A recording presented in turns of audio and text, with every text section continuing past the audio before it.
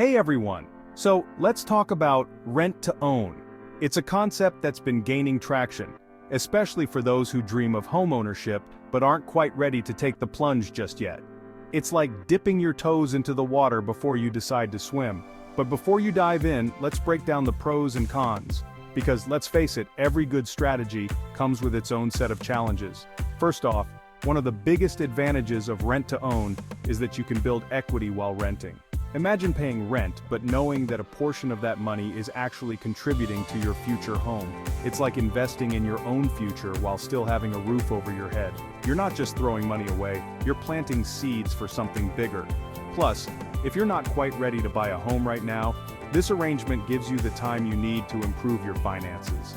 You can work on that credit score, save up for a down payment, and really get your ducks in a row. It's like a financial training wheel scenario. Another perk, you can lock in a purchase price. When you sign that rent-to-own agreement, you're often setting the price at that moment. If property values rise during your rental period, you're golden. You've secured a deal that could save you a chunk of change down the line.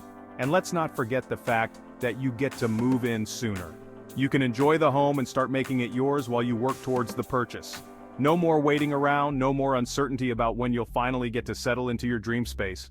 But hold on a second, let's not get too carried away with the positives. There are definitely some downsides to consider. For starters, rent-to-own agreements often come with higher monthly rent payments. You're paying more up front, and while part of that goes toward the purchase, it can feel like a hefty price tag for a rental. And here's the kicker, those payments might be non-refundable. If you decide not to buy or can't qualify for financing at the end of the rental term, all that money could just vanish into thin air. That's a tough pill to swallow. Then there's the market risk.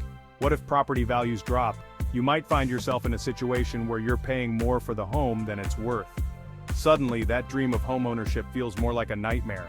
And speaking of nightmares, there's no guarantee you'll qualify for a mortgage when the rental period ends. If you can't secure financing, you may lose the option to buy altogether.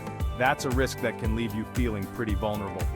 And let's not forget about maintenance responsibilities. In many rent-to-own agreements, you might be expected to take on the upkeep of the property, just like a homeowner would. If something breaks, it's on you to fix it. That's a big responsibility, especially if you're not ready to handle those kinds of homeownership duties.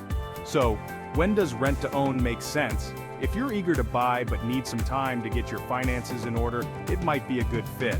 If you believe the property's value will appreciate, that's another green light. But if you're unsure about securing financing, or if you're in a declining market, it's best to tread carefully. And always read the contract terms thoroughly. If anything feels too risky or unclear, it's worth reconsidering.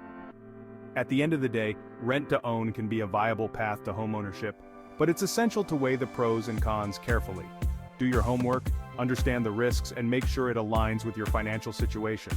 Because the last thing you want is to find yourself in a situation that feels more like a trap than a stepping stone. If you found this video helpful, don't forget to like, share, and subscribe for more tips on navigating your path to homeownership. Thanks for watching.